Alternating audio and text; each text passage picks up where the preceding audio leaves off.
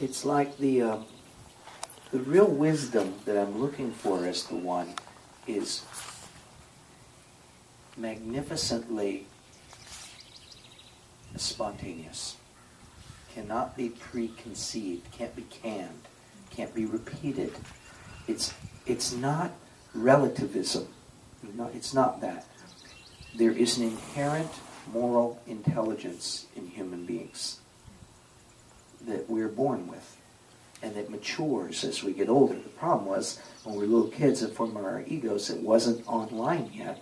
So our ego's version of this is our inner critic, our superego, our convictions about right and wrong that come from survival needs when we were little kids.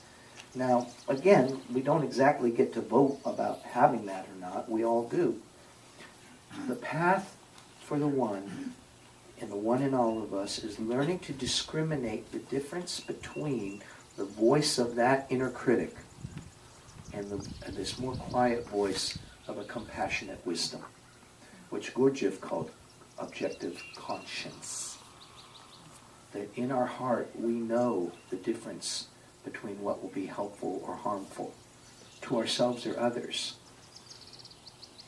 We know when we're doing an exercise whether fooling around is actually something we need to do, or whether we're in a sense sinning against ourselves, harming ourselves. And there's a release in that, from the release of the addiction to jumping into action based on an opinion and a conviction.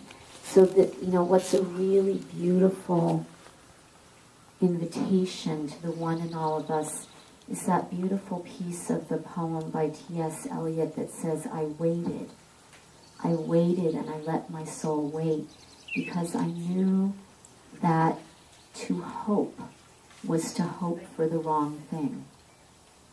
You see, there's this idea that it's kind of like the Quaker meeting. This is a beautiful metaphor for the awakened one, that we don't need to know what is right.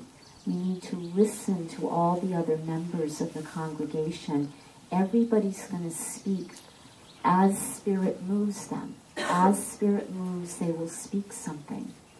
And the culmination of the Quaker meeting is not what some people think, which is a kind of consensus. That's actually a very dumbed down version of it. The culmination of a Quaker meeting is what's called sense of the meeting.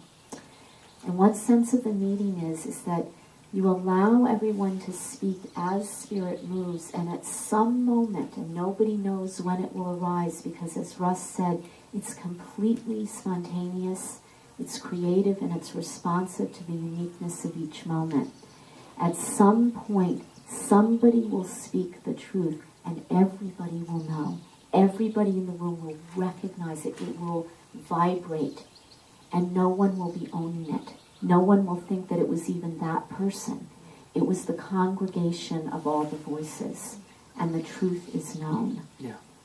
And boy, if I'm a one thing I'm interested in is truth, right? But we start to learn, and this is the journey for all of us again. Ones are just specialists of the zone. I think each type makes the opportunities and challenges of each of these domains more explicit for the rest of us. But I hope it's obvious that we've all got all of this, right? We all need to learn the difference between listening for a living truth, a living wisdom, a living right action that's here now, and all of our preloaded opinions, which may have even had their genesis in such a moment, some 20 years ago. Oh boy, that came out right. Or even 20 minutes ago. 20 minutes ago. But now it's canned. Now it's an ego structure.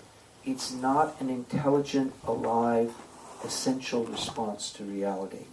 So it's a really interesting thing. And you can feel the sort of lack of faith in it.